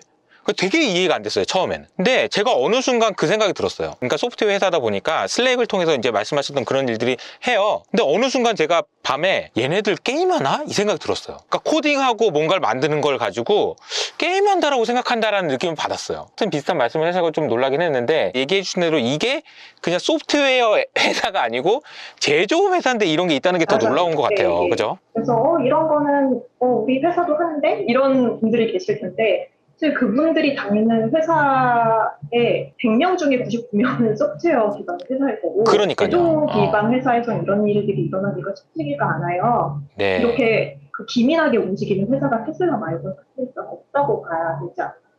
이거를 제조업에서 하고 있다. 그것도 자동차 제조업에서 하고 있다. 그러니까요. 그래서 첫 번째로 얘기해 주신 게 어쨌든 최대한 무인화, 최대한 자동화 그런 걸 한다라는 얘기고 두 번째는 두 번째는 이제 정보의 개방성이 큰 특징이라고 보여져요. 테슬라 같은 경우는 앱을 통해서 회사 내부의 거의 대부분의 모든 정보를 확인을 할 수가 있다고 하고 그리고 또 누구든지 이거는 입사하면 주는 책자에 나와 있어요. 일론한테 너가 직접 가서 이야기를 할 수 있다. 이런 이야기가 써 있습니다. 네, 저희가 일반적인 회사를 생각해 보면은 이 보고 체계라는 게 굉장히 스트릭트하게 있잖아요. 근데 그 보고 체계가 왜 있냐? 윗사람한테 보고하는 것도 그것도 권력이거든요. 그쵸, 근데 그쵸, 그 그쵸. 권력을 아무한테나 주지 않겠다라는 얘기인데 테슬라는 그런 권력도 이제 다 풀어버린 거고 권력의 기간도 풀어버린 거고 정보도 부서 상관없이 직위 이런 거 상관없이 다 확인할 수 있게 정보를 투명하게 공개를 해놨다. 근데 이게 테슬라 내부에서만 이렇게 있는 게 아니고 일론이 가지고 있는 회사가 있잖아요. 스페이스X, 네. 그리고 뉴럴링크, 보링 컴퍼니 간에 물리적인 제한 자체가 거의 없다고 해요. 그래서 테슬라 직원인데 내가 스페이스X 본사에 들어가는 게 아무런 제한이 없고 그 안에 들어가서 정보 같은 것들을 열람을 하는 게 제한이 없다고 합니다. 그래서 사실상 4개의 회사가 하나의 회사처럼 그렇게 굴러간다고 해요. 실제로 테슬라 자동차가 사실 스페이스X 엔지니어들의 그런 로고가 담겨있는 부분도 확실히 있거든요. 그렇죠. 그렇죠. 네, 테슬라 차에는 로켓공학의 그 3이 녹아져 있다. 이렇게 보시면 될 것 같아요. 근데 반대로 생각해보면 테슬라의 직원이면 숨 막힐 것 같다는 생각도 들어요. 그러니까 본인이 스스로 알아서 열심히 일을 하고 모티베이션을 받지 못하고 있는 사람이면 그래서 입사하면 주는 책자에 뭐라고 써있냐면 여기는 학교가 아니다라는 말이 써있어요. 예술적인 똑바로 해라. 다 보고 있다. 다 보고 있다는 거지. 놀지 말라는 거, 놀지 말라는. 아마 놀 놀지 수가 말고. 없을 거예요. 그러니까, 네. 그게 다 공개돼 있으니까 내가 얼마나 일하는지도 다 평가가 되니까 사람이 일을 안 할 수가 없어요. 그냥 누구한테 잘 보여서 회사 편하게 다니고 이럴 수가 없어요. 그러니까. 테슬라는 직원들한테 전적으로 신뢰를 부여를 하고 직원들끼리도 서로 간에 전적으로 신뢰를 한다고 해요. 그래서 예를 들면 본인이 소속된 부서랑 상관없이 본인이 관심 있는 문제가 있으면 그거에 대해서 자발적으로 프로젝트를 열고 또 관심 있는 사람들끼리 모여서 그렇게 같이 문제를 해결해 나가고 이런 식으로 이제 일을 해 나간다고 합니다. 그래서 보통은 일반적인 약간 좀 딱딱한 그런 회사들에서는 과제를 탑다운 형식으로 위에서 이제 부여를 하면 보통은 테스크포스 팀을 꾸린다고 해도 여기에 누가 들어갈 거냐, 이거부터 해가지고 사실 굉장히 오랜 시간이 걸리잖아요. 캡틴을 하나 가지고 하는데. 근데 이제 테슬라는 그런 과정이 전혀 필요 없이 직원들이 알아서 관심 있는 사람들끼리 모여서 바로 문제를 해결을 하고 제가 되게 이 영상을 보면서 놀랐던 것 중에 하나가 예를 들어서 뭔가 이제 문제 같은 걸 해결을 하는 에자일 팀 같은 경우에는 공장 바깥에 텐트 같은 거를 쳐놓고 같이 일을 한다고 해요. 근무에 상관없이. 근데 이렇게 지나가다가 너네 뭐해? 이러면 내가 관심 있는 문제예요. 예를 들어서 그러면은 야 너도 들어와. 이렇게 한다는 거예요. 이거 같이 우리 문제를 해결해보자. 이렇게. 근데 이제 일반적인 회사를 생각하면 남의 부서에 갑자기 가가지고 너네 뭐해? 그런 걸 상상을 하기가 좀 힘들잖아요. 테슬라는 기존의 회사들이 운영을 하는 방식과 굉장히 다른 형식으로 운영을 하고 있다. 뭐 저는 이렇게 설명을 하는 게 회사에 보면은 회사 다니신 분은 다 알겠지만 열심히 일하는 사람만 하고 안 하는 사람 안 하잖아요. 다 알잖아요. 10명 중에 제가 봤을 때 2명이 열심히 일하면은 굉장히 좋은 회사예요. 나머지 8명은 프리 라이딩 합니다. 그냥 뭐 일 안 해요. 적당히 퇴근 언제 하냐 이러거든. 근데 이렇게 열심히 하는 사람들로만 모여있는 조직을 만드는 게 엄청 어려운데 그 사람들은 섭섭함이 없어야 되거든요. 내가 열심히 했는데 뭐야 나한테 왜 이래? 너 왜 보상 안 해줘? 나 인정 안 해줘? 이거면은 못 견디고 나가거든 다. 그래서 제가 이제 은행을 나오게 된 계기가 그거기도 했는데 그런 회사들만 모여있다는 그 문화 자체가 되게 중요하다는 생각도 들어요. 이제 결과적으로 그러면은 이렇게 자발적으로 직원들이 열심히 할 수 있는 보상을 그럼 어떻게 주냐라고 했을 그렇죠. 때 보상이 중요하죠. 문제가 이제 그분이 하는 얘기거든. 직원들이 월급으로 부자가 되는 게 아니고 회사 주식으로 부자가 된다. 그런 이야기를 했어요. 그래서 전직자 인터뷰에서 얘기를 하기를 이게 얼마나 믿을 수 있는 얘기인지 모르겠는데 월급은 포지션 상관없이 별로 큰 차이가 없다는 거예요. 어차피 거의 비슷하대요. 근데 그럼에도 불구하고 대부분의 직원들이 다 밀리어네어다. 회사에다가 왜 그러냐? 회사 주식을 많이 사놨으니까. 그래서 옆에 있는 애도 밀리어네어, 저기도 밀리어네어. 모든 사람들보다 행복하다는 얘기를 하더라고요. 많은 회사들이 사실 직원들한테 사기 진작을 하기 위해서 요새 되게 많이 이야기가 되는 연봉 인상, 사업가도 얼마 줄 거예요. 스톡 옵션을 주기도 하고 승진을 시켜주기도 하고 여러 가지 방식을 굉장히 이제 고민을 하게 되는데 사실 스톡옵션 같은 것도 회사가 성장을 하지 않는다고 생각을 하면 현금성 보상이랑 차이가 없거든요. 그렇죠. 회사가 성장을 하지 않는다고 생각을 하면은 내가 이걸 팔 수 있을 때 그냥 다 현금화를 시켜버리는 게 대부분 직원들의 생각입니다. 이제 테슬라 같은 경우에는 회사의 성장성이 사실 눈에서 보일 거 아니에요. 본인이 다니는 회사가 얼마나 빨리 움직이고 얼마나 빨리 성장하는지가 눈에 보이기 때문에 자발적으로도 많이 매수를 한다고 하거나 기본적으로 회사에서 주식으로도 이제 보상을 하는 경우가 있지만 직원들한테 주는 그런 혜택 같은 것 중에 하나가 뭐 몇 달 전 주식 금액이랑 뭐 오늘 금액이랑 더 싼 거를 기준으로 매수를 할 수 있게 한다든지 이런 프로그램들이 있어서 직원들이 자발적으로 회사 주식을 더 매입을 하고 그래서 이제 개인의 노력이랑 이제 회사의 성장 그리고 본인이 쌓는 부 이거가 다 같이 일치화되는 그런 아름다운 모습을 테슬라에서 볼 수 있다고 합니다. 저는 한편으로 보면 되게 큰 리스크라고 생각하거든요. 이게 무슨 얘기냐면 주가가 만약에 여기서 빠져버리면 내가 100만 장자인 줄 알았는데 100만 장자가 아니고 50만 장자가 될 수도 있고 10만 장자가 될 수도 있는 거예요. 그렇게 생기면서 모티베이션이 좀 줄 수도 있거든요. 근데 여기서 저 중요한 포인트는 주가가 빠지는 것보다 더 중요한 거는 주가가 장기적으로 우상할 거라는 믿음인 것 같아요. 그 믿음이 안 깨지면 이건 유지될 수 있다라고 생각이 들고 그리고 어차피 다른 데 가봐야 이만한 사람들이랑 일할 수 있는 그런 환경 없다라고 생각하면 이게 유지될 것 같아요. 근데 적어도 이 주가가 빠지는 거는 분명히 리스크인 거는 맞는 것 같아요. 그래서 사실 우리 최성환 회장님이 말씀해주신 임팩트 리포트가 나왔거든요. 얼마 전에. 네. 거기에도 사람들과 문화에 관한 섹션이 있어요. 그거를 읽어보니까 경영진들은 주식이 올라가지 않으면 보상을 안 받는 거라고 하더라고요. 직원들은 기본적으로 월급이나 베네핏이 굉장히 좋지만 경영진은 회사가 성장을 하지 않고 주가가 오르지 않으면 거의 뭐 보상이 없는 수준으로 났기 때문에 그 어떻게 보면 좀 자신감의 표현인 것 같아요. 장기적으로는 무조건 방향한다. 근데 그것도 직원들이 그걸 그렇게 보고 있으면 믿음이 생기겠죠. 나는 그래도 월급이라도 받으니까 뭐 이런 생각을 하지 않을까요? 맞습니다. 뭐 저는 개인적으로는 이제 금융시장에 있다 보니까 테슬라가 잘하는 거랑 관계없이 아까 제가 말씀드렸던 표현은 좋은 회사인 거랑 상관없이 좋은 주식인지 여부는 또 다른 얘기이긴 해요. 그리고 이제 매크로 환경이라든지 여러 가지 다른 환경이 있어서 주가는 다른 요인들이 있어서 장담할 수는 없지만 제가 이게 오늘 얘기하면서도 되게 중요하다고 생각하는 거는 2030년에 저 꼴에 대해서 이게 직원들이나 아니면 투자자들의 흔들림이 있냐 없냐가 되게 중요할 것 같고 이 꼴을 가시성 있게 보여주는 게 또 일런이 해야 되는 일이고 테슬라 임직원이 해야 되는 일이 아닌가 그런 생각이 좀 듭니다. 마무리를 좀 하자면 그럼 이 모든 테슬라의 경영 방식이 가지는 의미가 어떤 건가? 제가 생각하기에는 요약을 하면 시스템을 활용해서 빠른 피드백을 하고 그거를 통한 경영 방식의 시스템화 인력을 최소화하는 그걸 통해서 매니저의 관리자의 숫자를 대폭 줄이고 그리고 정보를 개방을 하고 회사 내 물리적인 그런 부분이나 제한을 없앰으로써 가질 수 있는 그런 사내 정치라든가 흔히 우리가 만나는 사내 정치나 부서 이미지 그런 발생 가능성을 좀 최소화하고 회사 하나가 그 하나의 유기체로 움직일 수 있게 하는 원동력을 제공을 하는 게 아닐까 싶습니다. 직원들한테는 개인의 노력을 가시적인 성과로 보여지게끔 시스템을 만들어준 것 같고요. 그로 인해서 회사의 성장성에 어떤 혁신을 시켜줌으로써 직원들한테 어떻게 동기부여를 할 것인가, 뭐 개인의 노력과 회사의 성장, 성공을 어떻게 일치시킬 것인가에 관한 그런 문제를 굉장히 아름답게 풀어낸 게 아닐까 생각을 합니다.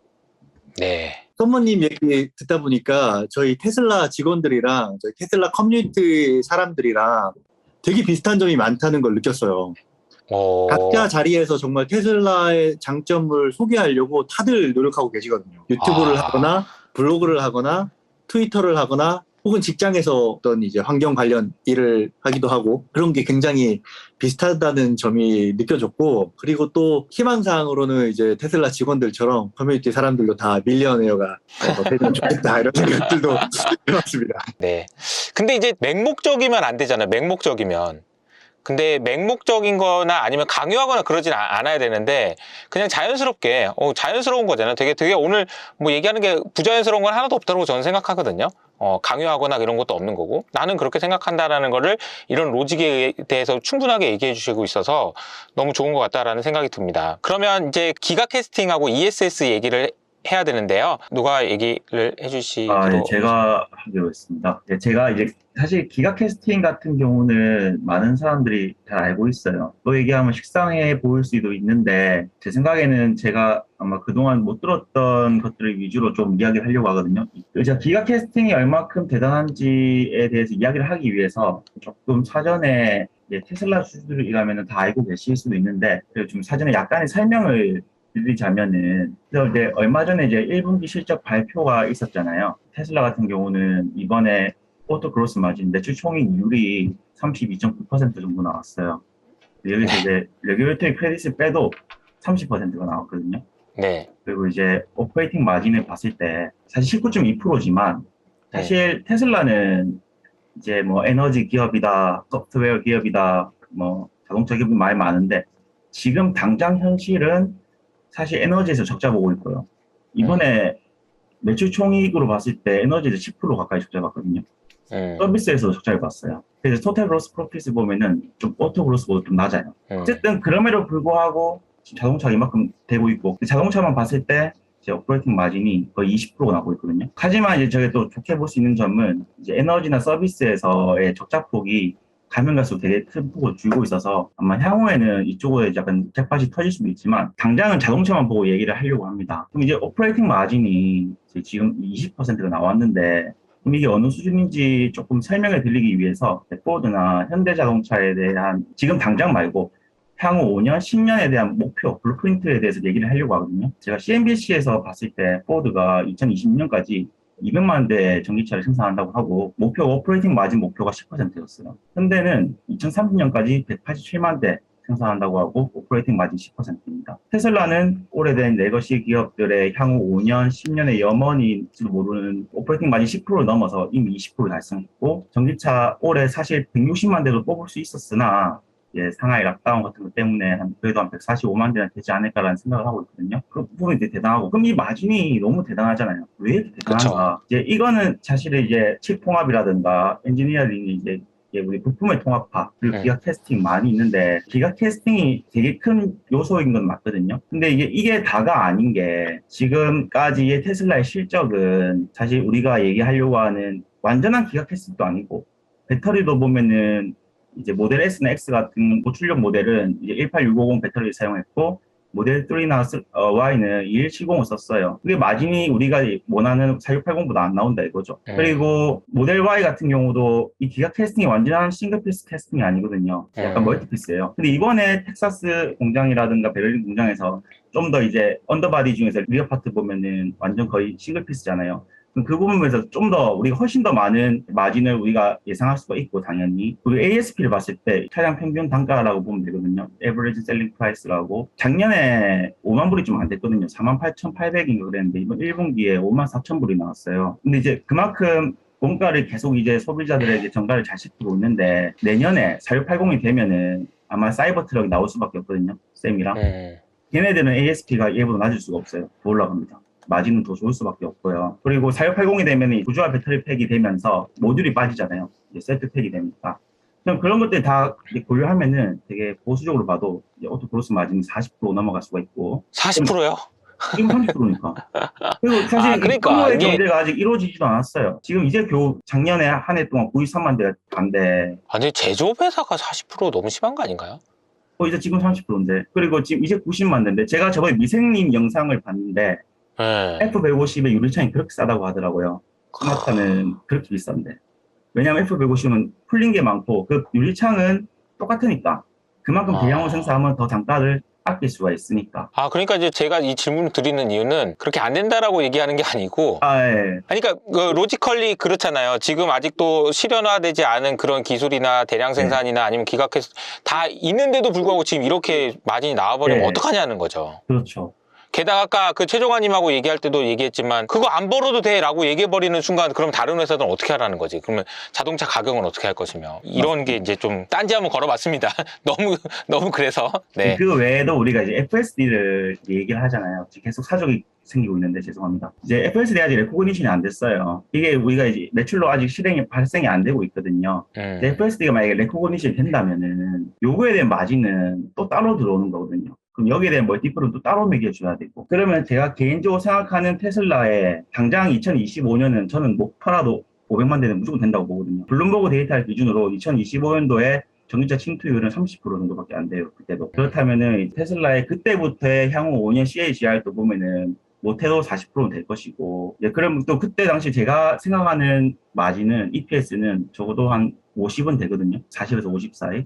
멀티플을 아직 CAGR이 40, 50%가 남았는데 멀티플을 1, 20 줄 수는 없잖아요. 그러면 더 준다고 봤을 때 좋게 볼 수 있지 않나. 자동차만 놓고 봐도 나는 지금 에너지로 얘기 안 하고 있고요. 일단 그런 부분이고, 일단 본론으로 이제 제가 들어가서 지금까지 이제 기가 캐스팅에 대한 이야기를 하기 위한 이제 밑밥이었습니다. 근데 이제 이런 거대한 이 엄청난 마진이 어디서 나오는가? 저는 이제 일단 기가 캐스팅을 포커스로 얘기를 하려고 하거든요. 이제 많은 테슬라 주주님들은 알아요. 아, 테슬라 기가 캐스팅 그 붕어빵 아니냐, 붕어빵 찍는 거. 그렇죠. 그걸로 그렇죠. 이제 공정이 많이 줄어서 원가 절감 되지 않냐? 예, 그거는 맞는데 제가 그걸 좀 더 상세하게 이야기를 하려고 하거든요. 일단은 제가 두 가지를 준비했어요. 하나는 이제 포르쉐 홈페이지 들어가서 타이칸의 BIW를 캡처해서 왔고, 또 파란색, 노란색 있는 게 있어요. 맞아요. 네, 그거랑 하나는 eGMP에 제가 이제 그 현대차? 네, 전기차 제네 플랫폼. 거기 보면 제가 표시해놨어요. 이게 뭐 펜더다, 휠더, 리어 플로어, 쿼터, 네. 센터 이렇게 하는데, 자, 이걸 잘 보면은 이 위에 부분은 테슬라도 아변제 씁니다. 그러니까 기존에 아변제가 뭐냐고 얘기하려고 하면은 이 아변제가 코일이거든요. 이게 만들어진 과정이 되게 긴데 이거 이따가 말씀드리고, 이런 코일을 쓰는데 테슬라를 제외한 지구상의 거의 모든 회사는 바디를 스틸을 써요. 바디 그 알루미늄 안 쓴다고. 그럼 이 스틸은 전기차 같은 경우는 사실 무게의 내연기관차 대비해서 훨씬 더 취약하거든요. 중요하죠, 무게가. 전비가 훨씬 떨어져요. 그러면은 다른 회사 입장에서는 이런 알루미늄을 좀 써보고 싶은 마음이 생길 수도 있는데 스틸을 쓴다 이거죠. 타이칸마저 바닥재를 보면 다 스틸이에요. 거의 eGMP도 거의 90%가 이게 스틸이라고요. 이게 왜 그런가? 일단 아변제가 엄청 비쌉니다. 이 아변제가 만들어지는 과정을 제가 짧게 예를 드리자면은 이게 이제 알루미늄 기준으로 말씀을 드릴게요. 코일이 만들어지는 공정 두 가지가 크게 있거든요. 이제 CC랑 DC가 있어요. 컨티뉴어스 테스팅이 있고 다이렉트 트레이드 테스팅이 있는데, DC 같은 걸 써야 좀 고급지에 들어가요. 자동차라든가 뭐 캔이라든가. 나는 CC는 얘기를 할 수가 없어요. 또 DC를 가지고 얘기를 하면은 제일 처음에 이 알루미늄을 막 녹여가지고 네모난 슬라브를 만들거든요. 자료화면에 있습니다. 이 슬라브를 만들고 그거를 이제 면색을 한다고 해요. 스카이핑을 한 다음에 그 다음에 그걸 또 이제 프리팅을 해요. 이제 호모게나이제이션이라고 해가지고, 이게 너무 좀 깊어진 다음 잘라주세요. 이게 이제 균질화를 한다고 하거든요. 균질화를 하는데 이게 열이 엄청 많이 들어가요. 이제 세상에 거의 모든 로는, 퍼니스는 이제 가스로거든요. 테슬라의 기가 캐스팅 하는 프레스도 가스로예요. 보통 알루미늄 같은 경우는 프리팅을 녹이면 안 되기 때문에 그 녹는 지점까지 올린 다음에 뭐 유지하고 이런 레시피가 있어요. 그 10시간이 되어요, 어쨌든. 그러면 이제 약간 말랑말랑해진 이 슬랍을 이제 아변을 하거든요. 이 첫 번째 열강 아변을 한다고 하거든요. 그 열강 아변 하는 과정에서 많은 부분이 잘려요. 헤드 부분 잘리고, 테이프 잘리고, 엘리게이터 생긴다고 해가지고 잘리고, 옆에 이제 트리밍대가 잘리고 하면 이제 회수율이 쭉쭉쭉 떨어져 나가겠죠. 그렇게 처음에 조금 두꺼운 코일이 만들어지고, 그 코일을 가지고 또 이제 어닐링 공정 소둔을 하면, 소둔 또 데우는 건데, 그것도 10시간씩 거의 500, 600, 300~400도에서 데우거든요. 그런 다음에 좀 냉각 아변, 또 아변 또 하고, 그 다음에 또 자르고, 슬리터링하고, 텐션 레벨링하고, 이 과정이 엄청 길어요. 그래서 아변제가 엄청 비싼 이유가 그거거든요. 그럼 이 아변제가 만들어진 게 엄청 비싸요. 현대차를 예를 들어서 얘기를 하면은, 이 현대차가 이 eGMP의 코일을 적용하기 위해서는 이 코일을 참 뭐 포스코라든가 현대차에 사올 거 아닙니까? 이 비싸게 만든, 얘는 철이지만, 그거를 바로 현대차가 하는 게 아니에요. 뭐 송호 하이텍 같은 데 들고 가서 처음에 그걸 찍어내죠. 프레스를 하죠. 그럼 프레스한 부분, 외의 부분은 스크랩 처리해야 될 거 아니에요. 자투리 부분들. 그거 다 버려야 돼요. 그러면 회수율의 하락인 거예요. 그리고 이제 원가가 떨어지는 거죠, 점점. 그래서 지네 그 안에서 용접을 계속하고 하고 해서 그거를 가지고 또 현대차에 넘어가면은 현대차에서 그것도 용접을 하고 붙이고 하는데 그 말은 뭐냐? 이 많은 과정에서 우리 회사 마진뿐만 아니고 니네 회사 전에 회사 마진까지 다 신경 써야 된다는 거죠. 이제 그런 부분에서 조금 피해가 있을 수가 있고, 그리고 이제 제조업에서는 제가 이제 제조 쪽에서 엔지니어 좀 오래 있다 보니까 저희는 OE를 많이 본다고 하거든요. Overall Equipment Effectiveness라고 우리나라말로 설비 종합 효율이에요. 이게 이제 의미하는 바가 이제 생산성과 양품률과 유틸라이제이션, 가동률 세 가지를 보는 건데, 이제 기가 캐스팅은 이런 모든 과정이 없어지는 거거든요. 보통 아변제가 만들어지는 과정이 주조, 열간아변, 냉간아변, 이제 제품 공정, 그 다음에 패식 공정이 많은데, 기가 캐스팅은 주조에서 끝내버리는 거예요. 뒷공정이 한 개도 없어요. 그 다음에 다른 회사로 거치지도 않아요. 또 로지스틱스 같은 그런 비용이 안 든다는 이거죠. 그럼 걔네들이 뭐냐? 그만한 공정이 엄청나게 줄기 때문에 일단 품질 불량이나 확률이 되게 줄어요. 그럼 품질 면에서 이득을 보고요. 생산성이 엄청나게 올라갑니다. 그럼 OE 세 가지 요소 중에 두 가지를 잡았다 이거죠. 뭐 엄청나게 대단한 건데, 다른 회사들은 왜 T를 쓸 수밖에 없을까라는 이제 이야기를 하려고 하는데, 속자는 그렇게 얘기하더라고요. 알루미늄 강성이 안 나온다. 약한 거 아니냐, 알루미늄. 약한 거 아닌가. 그런데 결론부터 말씀드리면은 꼭 그렇진 않아요. 포드의 F150을 보면은 걔네들이 올바디 알루미늄이에요. 걔네들은 밑에도 알루미늄 써요. 하지만 엄청나게 차가 비싸잖아요. 이 알루미늄에도 합금의 종류가 엄청 많습니다. 알루미늄도 보면 합금이 이제 1000계열, 2000계열, 3000, 4000, 5000, 9000개 쭉쭉하고, 같은 계열에서도 뭐 종류가 엄청 많아요. 그럼 1000계열의 대표적인 우리가 생각한 제품은 뭐 포이스탁이라 해가지고 우리가 쿠킹 오일 같은 거. 3000계열로 가면은 뭐 캔바디, 우리 캔의 껍데기 옆에 거. 5000계열 가면은 뭐 캔핸드 해가지고 뭐 위에 좀 두꺼운 부분 시작해서, 근데 5, 6000계열 가면 그때부터 자동차에 들어가요. 그만큼 강성을 확보했다는 거고, 7000계열 가면은 포드에 들어간 걔네도 들어갈 수 있고, 9000계열 가면 우주선도 들어간다 이거죠. 강성이 문제가 없어요. 다만 합금의 비율이 엄청 달라지죠. 아, 알루미늄으로도 우주까지 갈 수 있다. 근데 이제 비율이 비싸진다. 무지하게 비싸죠. 이게 보면 이제 1000계열 같은, 이제 폴스탁 같은 경우는 알루미늄이 99%막 이렇거든요. 근데 올라가면 올라갈수록 알루미늄의 비중이 줄어요. 그러면 더 무거워진 거 아니냐라고 얘기할 수 있지만, 그래봤자 90% 이상은 알루미늄입니다. 그 나머지는 뭐 망간, 마그네슘, 실리콘 등등등이 들어가거든요. 그러면은 그런 거가 조금 더 들어가서 강성은 스틸에 넘어갈 수가 있다는 거죠. 순수 스틸보다는 올라갈 수 있다는 거죠. 그 말은 알루미늄은 약간 알로이 합금으로 인해서 자기만의 약점을 보완이 가능한데, 철은 안 돼요. 자연의 법칙이에요. 지가 아무리 알로이 합금을 뭐라 한다 하는데 자기의 거의 대부분은 철이기 때문에 무게가 안 준다고. 그래서 이게 너무 힘들죠. 그럼 다른 자동차 회사에서는 이 코일이 엄청 비싸기 때문에 이런 아이오닉 같은 데 적용하기 힘들죠. 하기도 어렵지만, 왜냐하면 가공도 힘들거든요. 그래서 포드 150 언더바디에 보면은 용접도 섬이 아닌 선으로 하거든요. 위에는 일부 제가 알기로 알루미늄도 전면적으로 하는 걸로 알고 있는데, 아래는 그게 안 된대. 그런 회사가 없더라 이거죠. 그러면은 다른 회사들도 이걸 좀 따라 하면 되지 않을까라는 생각을 할 수가 있잖아요. 실제로 이제 볼보 같은 회사도 보면은 이제 올해 초인가 작년 말인가 메가 캐스팅이라는 이름으로 2025년을 목표로 하겠대요. 또 이제 벤츠, 이름 전기차 그 컨셉카 이름 까먹어서 그 애니메이션 나온 거 뒤에 일부분이 약간 캐스팅 부분이 좀 들어가긴 맞더라고요. 근데 목표는 그렇게 거하게 세워놨는데, 그럼 이게 사실 가능할 수도 있는데 그럼 왜 쉽지 않은가에 대해서 제가 좀 얘기를 해보려고 하거든요. 일단은 제가 이 기가 캐스팅 대단한 점은 결국에는 뭐 배터리를 내재화했다고 반도체 설계도 내재화했다는데, 이것도 어떻게 보면 이 공정이 내재화가 된 거잖아요. 그래서 이게 왜 어려운지 제가 조금 더 말씀을 드리면은, 우리가 일단 테슬라에서 사용되는 이 자동차에 들어가는 알로이 믹스를 알아야 돼요. 그럼 사람들이 얘기를 해요. 테슬라 알로이 그 AA386가 아이가? 그거가 맞긴 한데, 알로이 앞에 AA가 붙는다는 거는 약간 이 공룡이거든요. 누구나가 알 수 있는 그거를 회사가 들고 와서 거기에 자기만의 시크릿을 이제 좀 추가해서 이제 자기만의 알로이를 만들거든요. 그게 어려운 거고, 그리고 야, 그 테슬라 그 차 들고 와가지고 녹여가지고 손분무술 돌려가지고 손분 뽑으면 되지라고 얘기를 할 수가 있어요. 근데 우리가 분량을 얘기할 때 이제 범위를 얘기하지 딱 이 숫자로 얘기 안 해요. 그 말이 뭐냐? 알루미늄이 97.6% 들어갔다. 뭐 IA386은 알루미늄 비율이 90% 왔다 갔다 하거든요. 뭐 여기 좀 더 자기만의 첨가제가 들어갔으니까 뭐 알루미늄 거기는 91.2%, 실리콘은 뭐 3.4% 이렇게 나오면 의미가 없다는 거예요. 레인지를 알아야 됩니다. 실리콘 어디서 어디까지, 알루미늄 어디서 어디까지, 망간 어디서 어디까지, 뭐 어디서 어디까지, 이거를 다 있어야 되는데, 그게 없으면은 나중에 우리가 제품을 만들 때 이 불량률을 뽑을 수가 없어요. 이게 잘 나왔나 안 나왔나 알 수가 없다 이거죠. 그래서 그 부분 첫 번째 어려움이 있을 것이고, 두 번째로는 사실은 이제 이런 업계에서는 레시피를, 이런 알로 합금이 레시피가 아니고 온도가 레시피라고 보통 하거든요.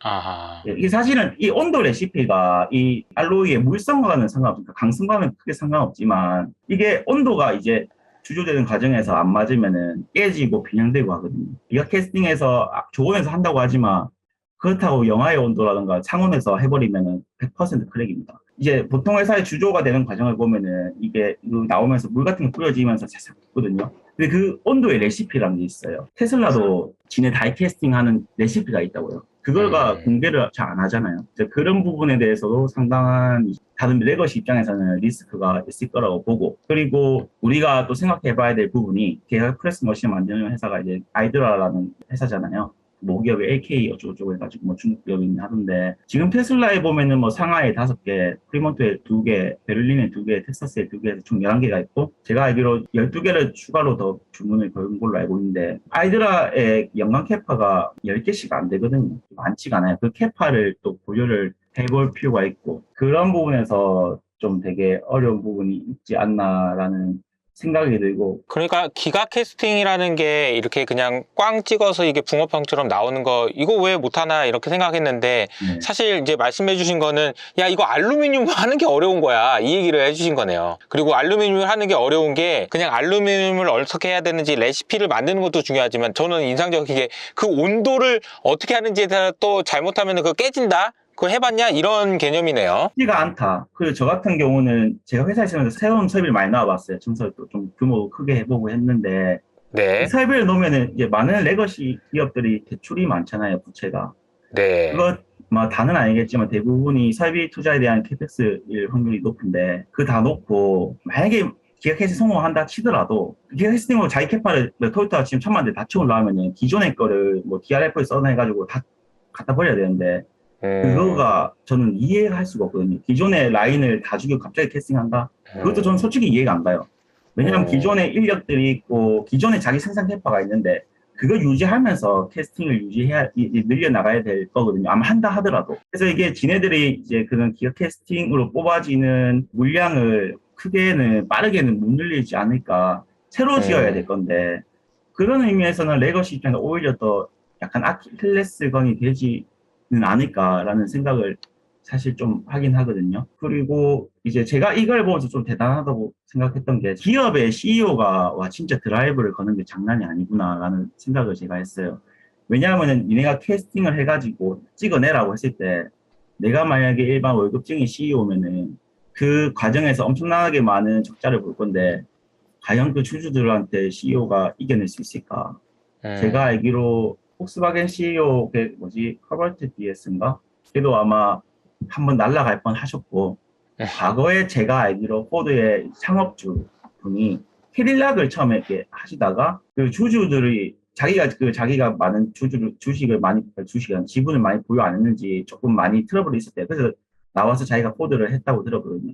테슬라 같은 경우는 이미 일론 머스크가 지분의 대부분 아니지만 대주주고, 이제 자기가 이제 그런 엔지니어링적인 마인드가, 기다릴 수 있는 마인드가 있으니까 정말로 대단하지 않나. 그걸 제가 또 뭘 보고 느꼈냐면은, 이제 얼마 전에 셀리 먼로가 그 이제 영상을 보여준 게, 모터 인버터를 보여주고 제가 되게 놀란 게, 그게 인버터가 이제 모터 스피드 제어하는 그런 건데, 모델 S, 모델 3, 모델 Y 앞에 거, 모터 뒤에 거 다 맞더라 이거죠. 그것도 무게가 3.9kg밖에 안 돼요.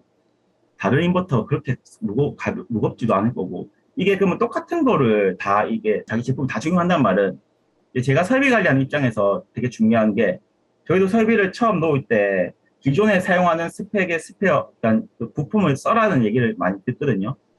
근데 우리가 처음에 설비 증설 프로젝트 하면은 기간을 부여받고 예산이 부여받는데, 보통 설비를 놔준 메이커는 자기만의 그게 다 있어요. 자기만의 그 뭐라고 해야죠. 자기들이 관리하는 업체들도 있고 거기서 다 쓸 건데, 근데 이제 만약에 테슬라처럼 우리 거 기존부터 다 쓰려고 하면은 디자인부터 다 다시 얘기해야 될 거고, 그럼 비용이 추가로 더 많이 늘어날 거고, 또 그 회사 내에서도 이제 프로큐먼트 팀이라든가 다른 쪽으로 되게 마찰이 생길 거라서 보통은 포기하거든요.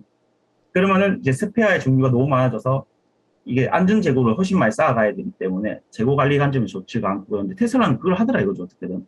그래서 제가 그걸 보면서 조금 정말 대단하구나라는 얘기를 생각을 한번 했고, 마지막으로 제가 이런 얘기를 들었어요. 알루미늄 제조하는 과정에서 탄소 되게 많이 발생하지 않냐. 뭐 이제 틀린 말은 아닌데, 이 알루미늄 이제 주조를 하기 전에 이 과정이 있어요. 이제 알루미늄이 나오는 이제 보크사이트 원석에서 이거를 되게 전기를 엄청나게 많이 투입해서 이 알루미나라는 것을 뽑아내고 그걸로 이제 만드는데 그 과정에 엄청나게 많은 에너지가 들어가거든요. 저희 나라도 이제 그 알루미늄 제는 안 해요. 과거에 뭐 되게 옛날 정부 제가 태어나기도 전에 뭐 이제 전기세가 뭐 기업마다 50%씩 절감시켜줬을 때는 우리나라에 한 회사가 있었어요. 근데 그 전기세 절감이 없어지면서 포기한 건데 이제 근데 재밌는 거는 그 과정은 한 번이고 알루미늄만큼 재활용이 하기가 쉬운 게 사실 없거든요. 실제로 이제 이미 만들어진 걸로 재활용을 되게 잘 할 수가 있어요. 특히 많은 회사들 보면은 재활용 캔부터 시작해서 실제로 재활용을 되게 많이 해요. 특히 테슬라 같은 회사는 그런 재련을 하는 기업이 아니고 이 나온 알루미늄을 가지고 또 하기 때문에 이런 쪽하고는 조금 관계가 없을 것이다 라는 거를 제가 얘기를 드리고 싶습니다. 알겠습니다. 사실 이제 기술적인 내용들은 이해하시기가 어려운 부분들도 있고 그래서 좀 그럴 수 있지만 들으시면서 느끼셨던 점들은 아마 그런 걸 것 같아요. 제조업을 하시는 입장에서 제조업 관련 엔지니어들도 테슬라가 하는 게 인상적이다. 이런 거 하기 되게 어려울 것 같다. 다른 에거시는 그 이유에 대해서 이제 차근차근하게 설명을 해주신 것 같아서 오히려 이제 테슬라가 지금 기가 캐스팅이 그냥 단순히 붕어빵 꽝 이런 게 아니고 그게 얼마나 어려운지에 대해서 저희가 좀 이해할 수 있는 시간이지 않았나 그런 생각이 좀 듭니다.